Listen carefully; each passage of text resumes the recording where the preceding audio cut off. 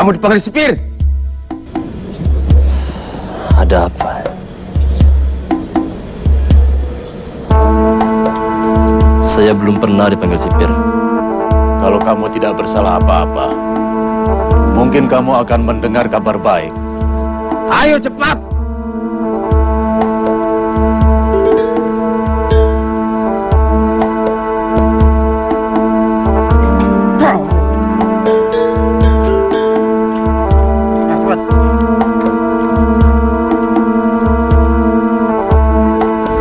Midun, tadi saya dapat perintah untuk membebaskan kamu hari ini. Tapi karena hari ini sudah sore, besok saja kamu saya beri surat supaya kamu bebas ongkos kereta api pulang kampung. Terima kasih, Engku. Tentu kamu gembira. Saya mengerti. Saya yakin kamu tidak akan kembali lagi kemari. Selama di sini, saya lihat kamu cukup berkelakuan baik. Engku, saya ingin minta kemurahan hati Engku. Kalau boleh, izinkanlah saya tinggal di Padang ini. Biarlah saya mencari penghidupan di sini.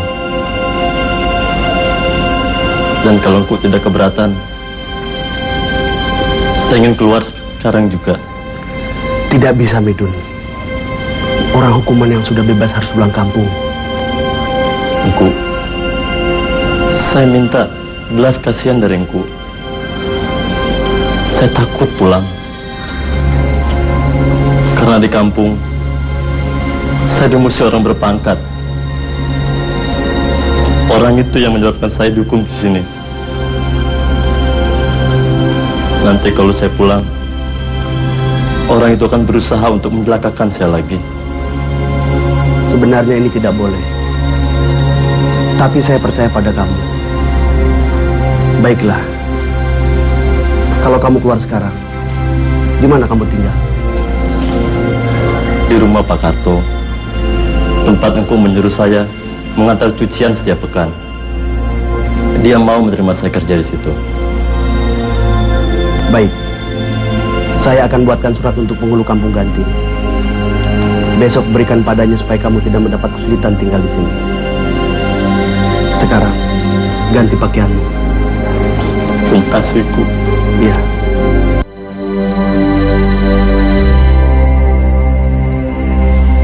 Midun, pergilah. Begitu kau keluar lewat pintu depan,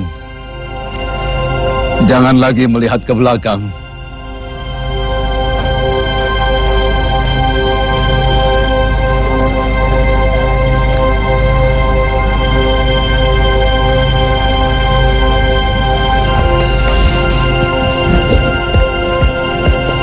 Lebelan. Wis hotek.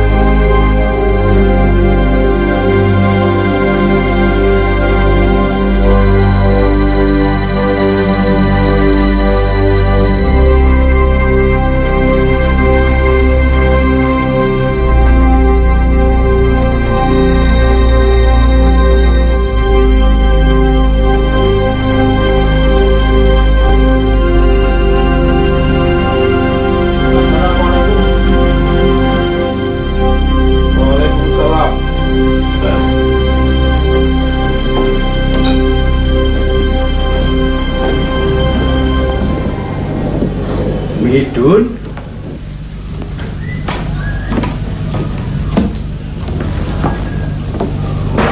Sudah bebas kamu, Dun? Alhamdulillah, Pak. Syukurlah kalau begitu. Seperti yang Bapak pernah janjikan dulu, kamu boleh tinggal di rumah ini, Dun.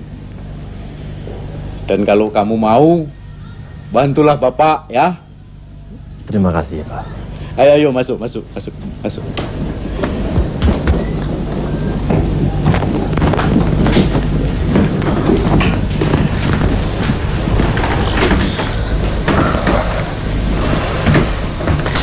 Kalau begitu, sebaiknya kamu istirahat dulu di dalam. Atau kalau kamu ingin, jalan-jalan dulu, melihat perkembangan kota, Dun. Terima kasih, Pak. Tapi ada satu hal yang jadi pikiran saya, Pak. Apa?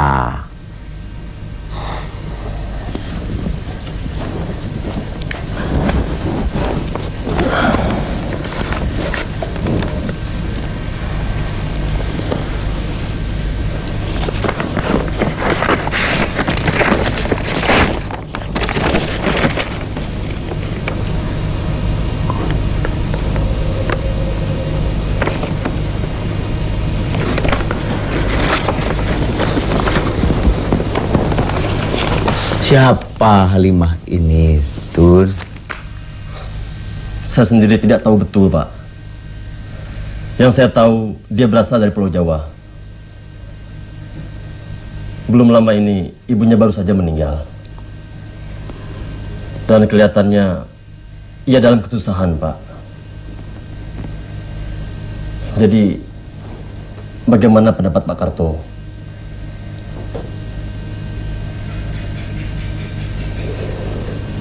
Kelihatannya dia sebatang kara di kota Padang ini, ya toh? Dan satu-satunya orang yang diharapkan cuma kamu. Ya, Bapak setuju betul kalau gadis itu kamu tolong. Betul, Pak. Oleh karena itu, saya harus berada di depan rumah itu sebelum jam 12 malam.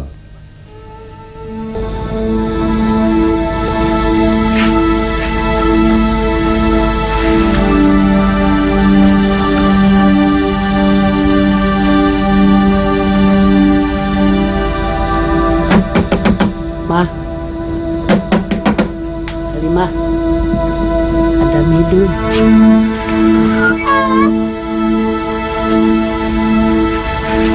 Tolong sambut barang ini, Udo.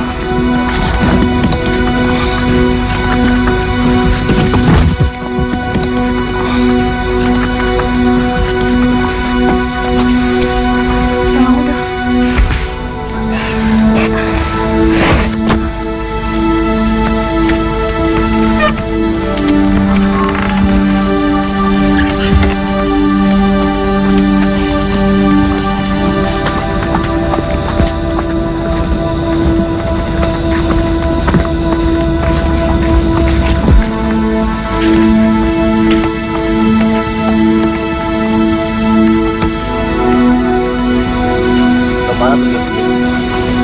Terserah pada Udo. Saya sudah tidak tahu kemana saya harus pergi. Pokoknya kemana saja, asal saya selamat dari rumah ini.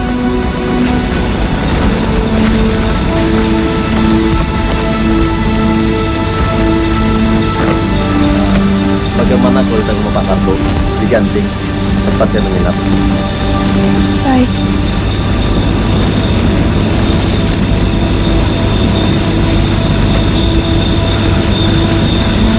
Gandhi,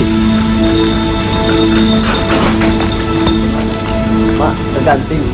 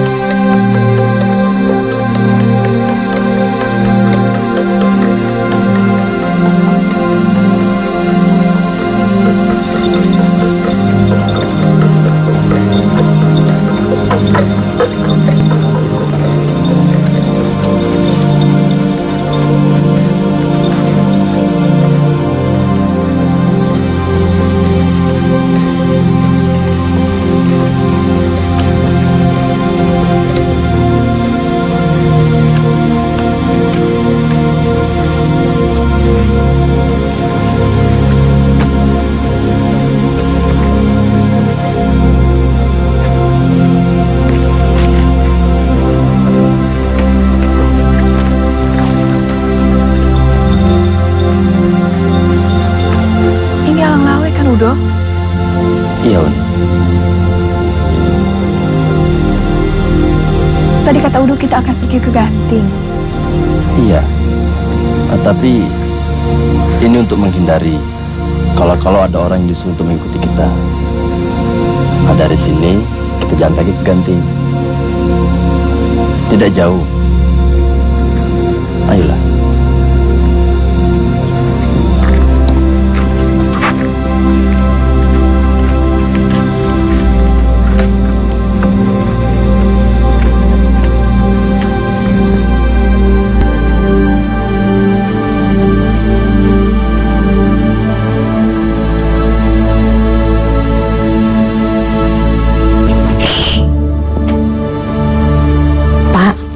Jam 1, Pak. Midun alun jo pulang. Pak, jangan-jangan ada apa-apa, Pak.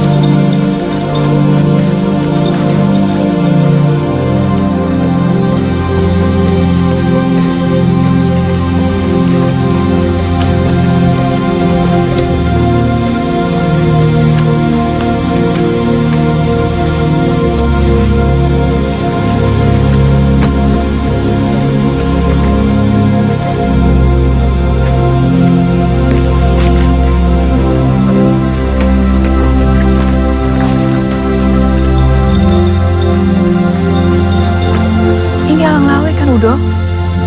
Iya, Uni. Tadi kata Udo kita akan pergi ke Ganting. Iya. Tapi ini untuk menghindari kalau ada orang yang disuruh untuk mengikuti kita. Nah, dari sini kita jalan kaki ke Ganting. Tidak jauh. Ayolah.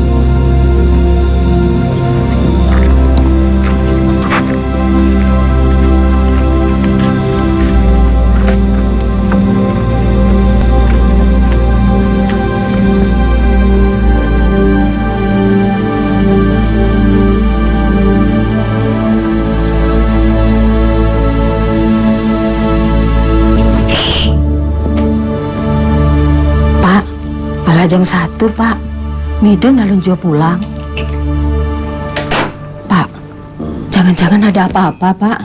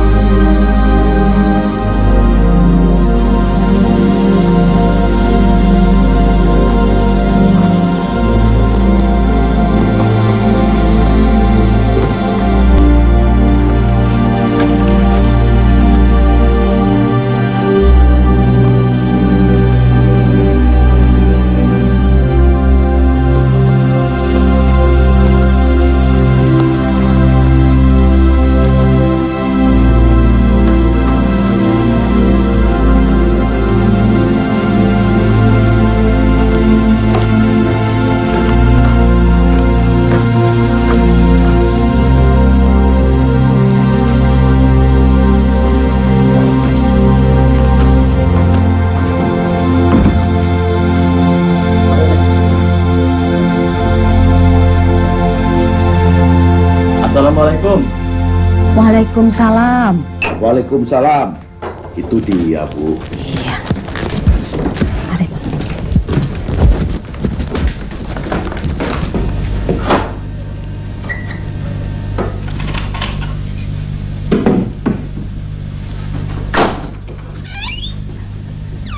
Dun. Kowe memang panjang umur, Dun. Baru saja istriku nyebut namamu. ada kesulitan di sana? Nggak ada, Pak. Tadi kami turun dari Alang Lawe. Maksud kami supaya Kusir Bendi nggak tahu kalau kami datang kemari. Oh, Iya. Ini Halimah, Pak. Ini Pak Karto. Karto. Ini nenek. Bu,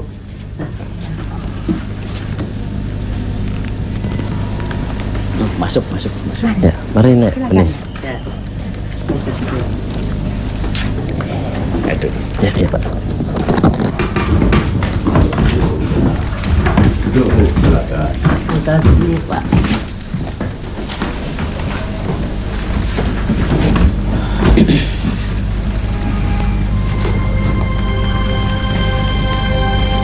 Udo, saya sangat berterima kasih sekali. Udah mau menolong saya.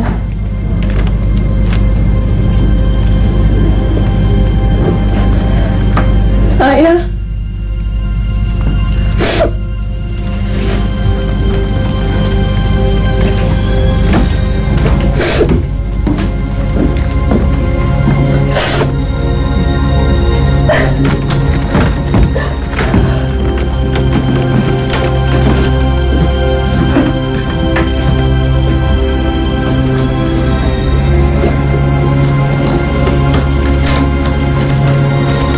Nek.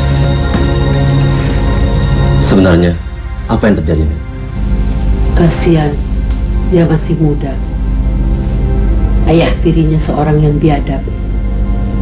Setelah ibunya, Nyi Asmanah meninggal, ayah tirinya mencoba merayu dengan segala macam cara. Karena tidak berhasil juga, maka ayah tiri Halimah mencoba untuk memperkosa Halimah. Halimah mengancam untuk berteriak. Akhirnya ayah tirinya ketakutan. Halimah selamat. Tapi takut terulang kembali kejadian itu, Halimah melarikan diri. Maka saya bawa dia ke tempat teman ibunya. Di sana dia baik-baik saja. ceritakan saja semuanya, Nek. Tidak ada lagi yang perlu disembunyikan.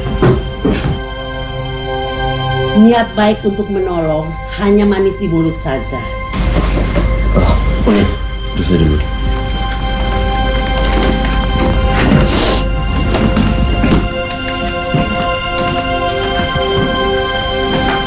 Tujuannya sama saja.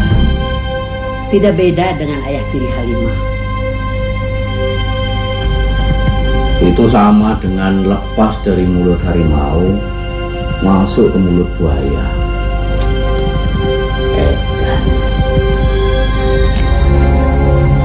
Udo,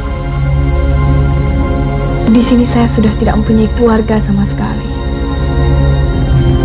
kecuali ayah saya yang masih hidup. Tapi ia tinggal di Bogor. Maukah Udo mengantarkan saya ke sana? Uni tidak usah segan-segan. Saya bersedia mengantarkan Uni dan menolong Uni jika diperlukan. Terima kasih, Udo. Tapi untuk pergi ke tanah Jawa, kalian memerlukan surat pas, ya toh? Tanpa surat pas itu, rasanya kalian tidak mungkin berlayar. Jadi, bagaimana caranya Pak Karto? Kalian tidak usah memikirkan itu. Biar Bapak yang akan mengusahakan agar kalian segera memperoleh surat pas itu. Begini, Bapak minta tolong Midun besok pagi pergi ke kantor KPM untuk menanyakan kapan ada kapal yang berangkat ke Betawi. Baik, Pak.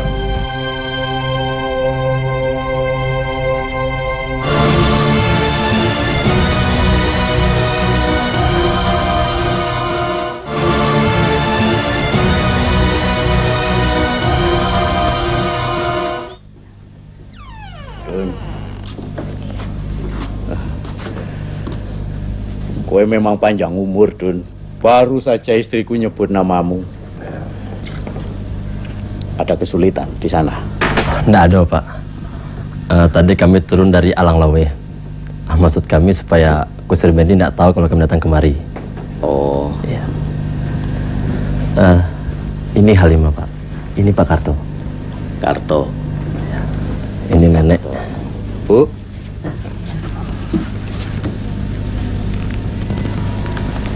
Masuk. Ya, mari Nek. Ini. Aduh. Ya, Pak. Duduk, Bu. Silakan. Makasih, Pak.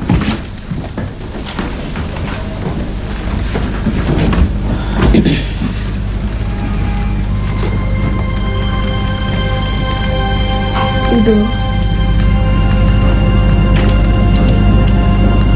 saya sangat berterima kasih sekali.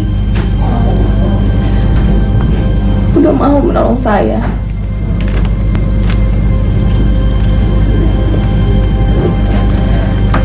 Saya Nek.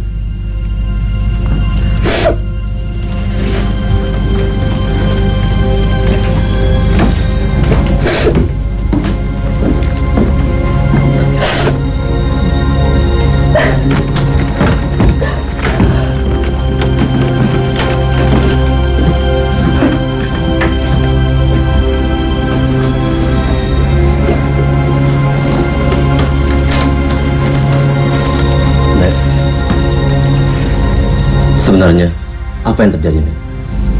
Kasihan, dia masih muda. Ayah tirinya seorang yang biadab.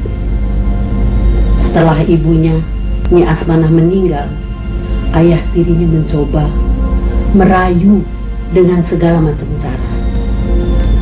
Karena tidak berhasil juga, maka ayah tiri Halimah mencoba untuk memperkosa Halimah. Halimah mengancam untuk berteriak. Akhirnya ayah tirinya ketakutan. Halimah selamat. Tapi takut terulang kembali kejadian itu, Halimah melarikan diri. Maka saya bawa dia ke tempat teman ibunya. Di sana dia baik-baik saja. ceritakan saja semuanya, Nek. Tidak ada lagi yang perlu disembunyikan. Niat baik untuk menolong hanya manis di mulut saja. Oh ya, bisa dulu.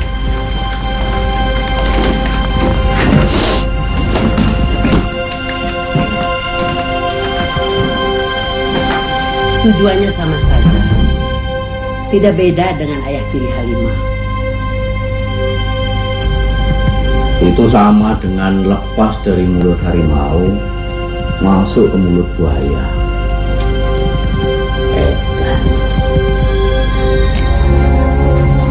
Udo, di sini saya sudah tidak mempunyai keluarga sama sekali, kecuali ayah saya yang masih hidup. Tapi ia tinggal di Bogor. Maukah Udo mengantarkan saya ke sana? Uni, ini tidak usah segan-segan. Saya bersedia mengantarkan Uni dan menolong Uni jika diperlukan. Terima kasih, Udo.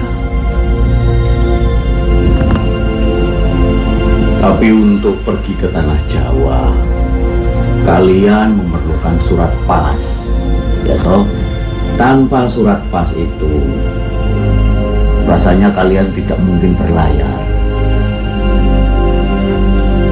Jadi, bagaimana caranya Pak Karto? Kalian tidak usah memikirkan itu. Biar Bapak yang akan mengusahakan agar kalian segera memperoleh surat pas itu. Begini, Bapak minta tolong Midun besok pagi pergi ke kantor KPM untuk menanyakan kapan ada kapal yang berangkat ke Betawi. Baik, Pak.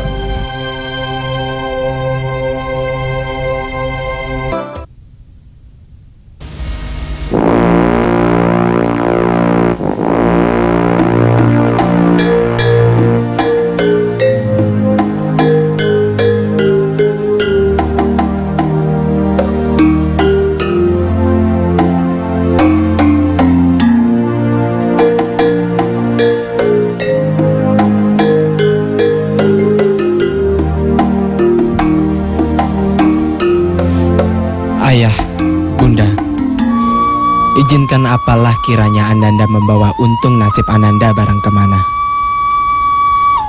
Ayah bunda yang tercinta, nyawa di dalam tangan Allah. Tidak tentu besok atau lusa diambil oleh yang punya. Karena itu, Ananda berharap dengan sepenuh-penuh pengharapan. Sudilah kiranya ayah bunda merelakan jerih lelah ayah bunda kepada Ananda sejak Ananda dilahirkan. Sekianlah isi surat ini. Dan dengan surat ini pula, Ananda mengucapkan selamat tinggal kepada ayah bunda.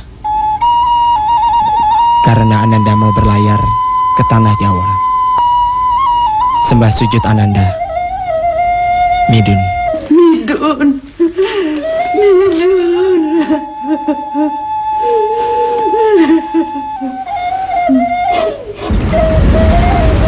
Apa yang Udo menungkan?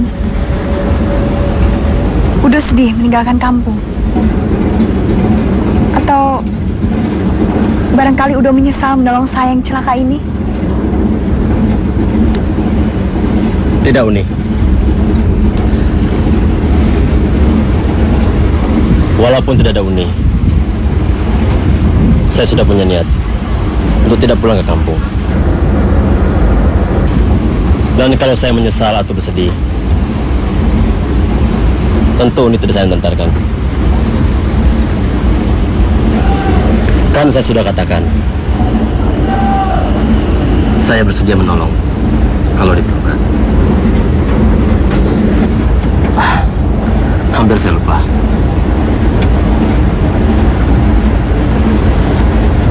Uang Uni masih ada pada saya 25 rupiah. Sisa membeli tiket tadi. Udah simpan saja. Ini masih ada. Sebaiknya udah yang simpan. Bagi saya tidak ada halangan. Tapi apa tidak berbahaya mempercayakan uang pada seorang bekas hukuman? Sejak pertama saya kenal Udo selalu bicara merendah diri. Udo pandai menjentik hati saya.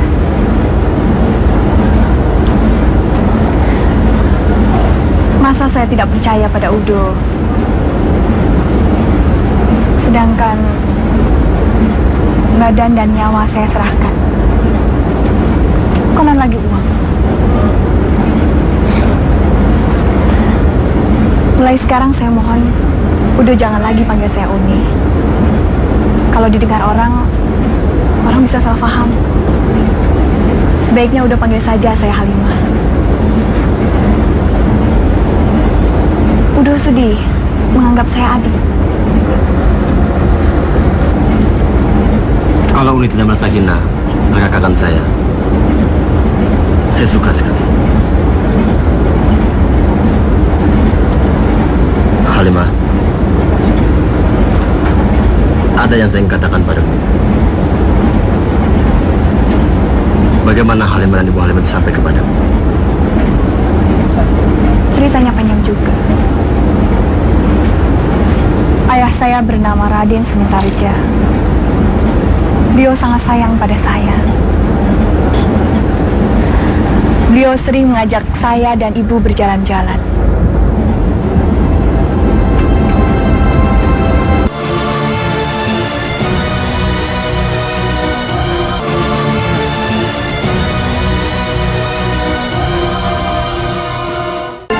Kami diajak ke kebun raya.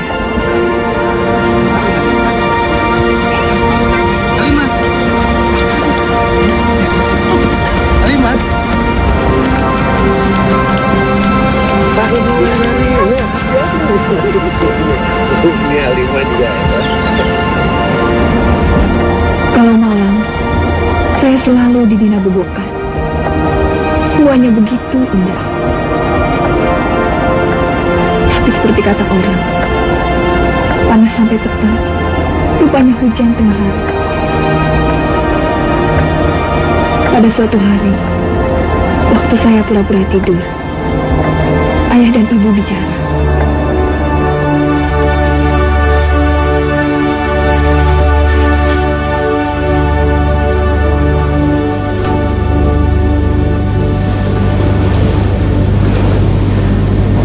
Katanya Akang susah. Kenapa? Tidak. Jangan disimpan dalam hati.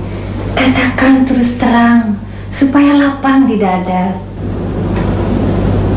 Kalau mulai saya berkata terus terang, memang ada persoalan yang memberatkan hati. Soal apa?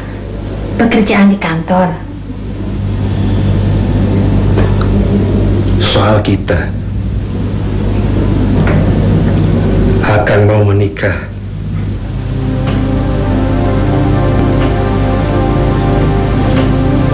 Dengan siapa? Masih dengan keluarga juga. Dengan Rukiah,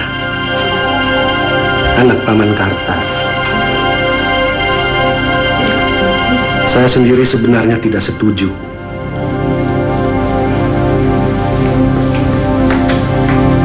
Kalau begitu, Akang bicara saja sama Paman. Itu yang sulit, Nana. Kau tahu, setelah ayah meninggal, yang membesarkan Akang adalah Paman Karta. Dia juga yang menyekolahkan dan membantu Akang mendapat kerja. Saya maklum, Akang.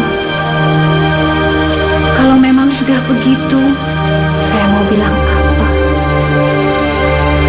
Silahkan saja, Kang. Saya tidak keberatan untuk dimadu. Mula-mula keadaan tidak berubah. Hari Minggu, Bapak masih sering mengajak kami berjalan-jalan. Tapi makin lama, makin jarang ia pulang.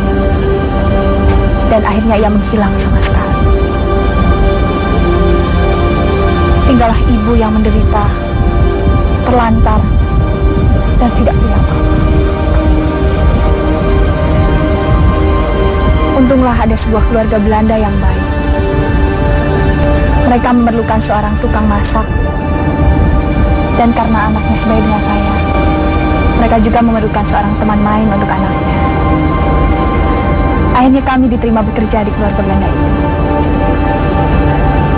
Lalu Belanda itu pindah ke Padang untuk menjadi seorang kepala kantor sebuah maskapai. Begitulah kami sampai di Padang, Udo. Selanjutnya terjadilah apa yang diceritakan nenek.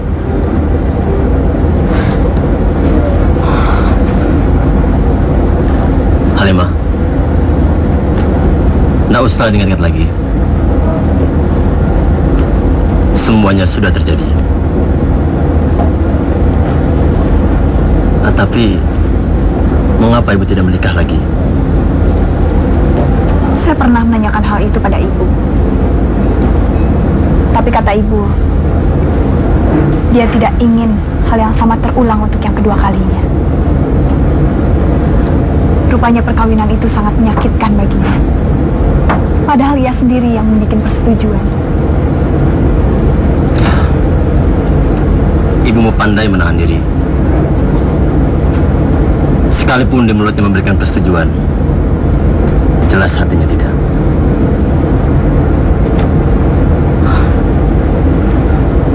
Kau pernah tidak mendengar cerita tentang putri Nabi kita? Tidak. Bagaimana ceritanya? Begini. Pada suatu hari, Sayyidina Ali memanggil istrinya, Fatimah putri Nabi. Sayyidina Ali lalu meminta izin kepada istrinya untuk beristri lagi. Itu dengan rela hati dan senyuman di mulut, dia merelakan suaminya untuk beristrikan lagi. Tapi kau tahu Halimah, itu telur mentah dalam genggaman tangannya, sekonyong-konyong jadi masak. Ya, karena begitu pandainya dia menahan diri.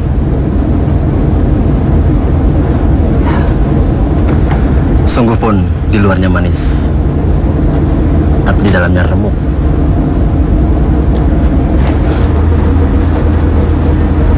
Siapa kira saya begitu bahagia bila bersama Bapak. Saya hanyut lagi di bawah kenangan. Ya, kenangan yang mungkin akan sampai. Dan mimpi yang mungkin akan terjadi. Susahnya, perasaan tak ubah bagaikan perasaan si pungguk merindukan bulan. Badan tembaga disangka emas. Siapa yang udah maksudkan? Diri saya sendiri. Pikiran Udo terlalu tinggi. Setiap sesuatu pasti ada padanannya. Biar bagaimana, Pipit tetaplah Pipit Juang. Mudah-mudahan apa yang dicita sampai, yang dimaksud sampai.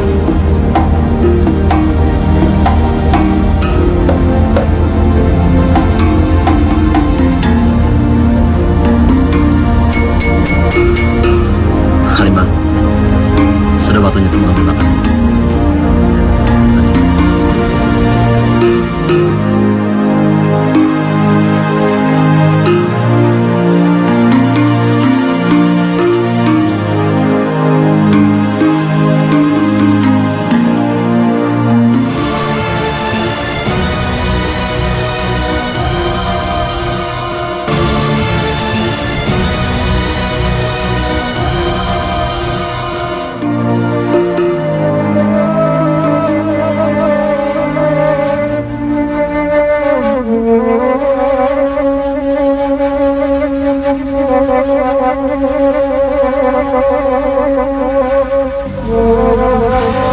Saya khawatir akan kesehatan Pak Midun, Pak.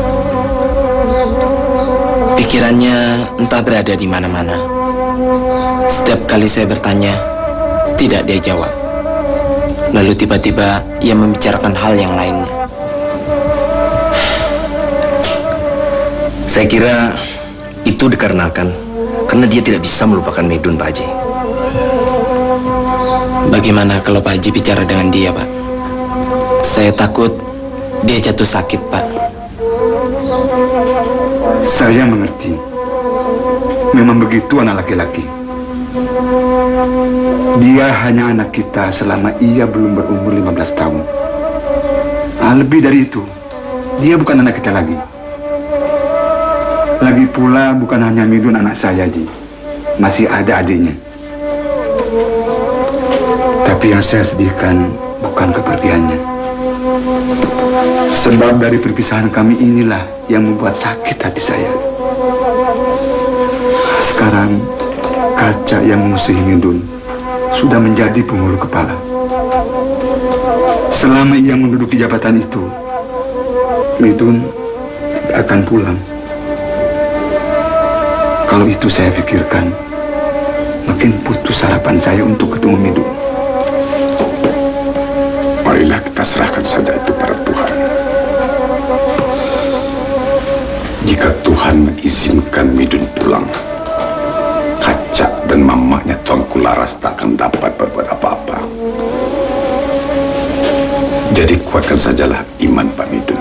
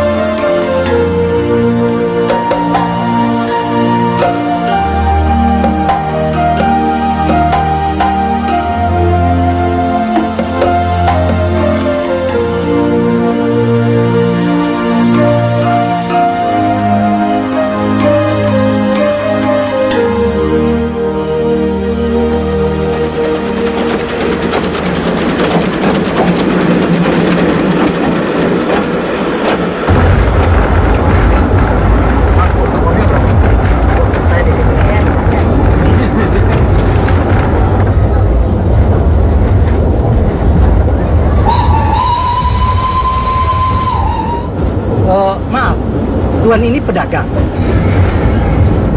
Mau saya berdagang, cuma sampai sekarang belum kesampaian, Tuan. Kalau mau berdagang itu mudah. Asal ada kemauan dan mau mempergunakan pengalaman orang yang mahir berdagang. Tentu berhasil. Pedagang mahir mana yang memenuhi saya, Tuan? Ya, kalau Tuan mau, saya bersedia untuk membimbing Tuan.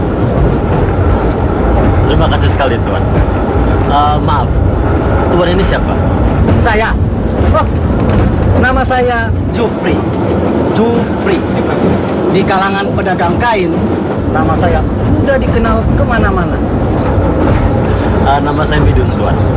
Jadi jangan lagi dipanggil saya Tuan. Cukup sebut nama saja. Oh, baiklah kalau begitu. Rupa-rupanya Midun ini baru di sini. Ya. Baiklah kalau begitu. Besok pagi saya tunggu di stasiun kereta api Betawi. Bagaimana? Baik, Tuan.